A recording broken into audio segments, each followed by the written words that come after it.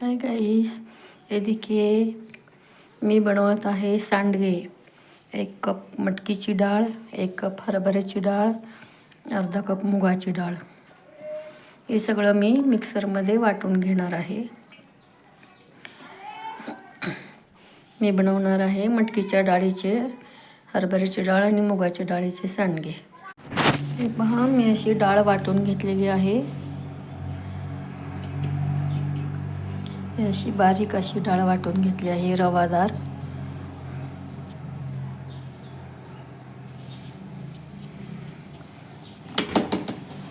अशी डाळ वाटून घेतलेली आहे। ह्या चाळणीने चाळून घेतली। मिक्सरच्या जारमध्ये ही डाळ वाटून घेतलेली आहे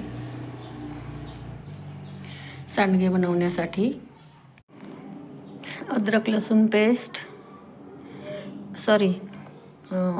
लहसुन आणि जीरा पेस्ट, धनिया पाउडर, हल्दी पाउडर, लाल मिर्ची पाउडर और ये नमक, ये सब डाल के इसे अच्छी तरह से गूंद लेती हूँ। हे मी सांडग्याचं पीठ तयार करत आहे।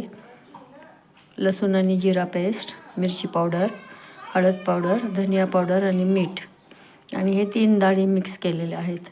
हरभऱ्याची डाळ, मटकीची डाळ आणि मुगाची डाळ 1-1 कप, ते मी मिक्सरमध्ये वाटून घेतलं आहे।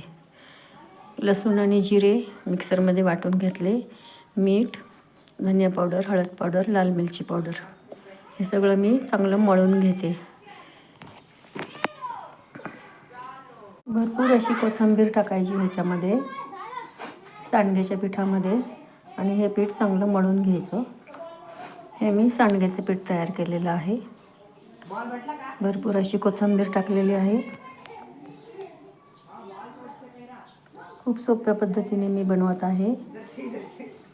मटकीची, हरभऱ्याची आणि मुगाची डाळ 1-1 कप घेऊन मिक्सरला वाटून त्याच्यात लसूण, जिरे, तिखट, मीठ, हळद, कोथिंबीर टाकून असं छानसं मळून घेणार आहे।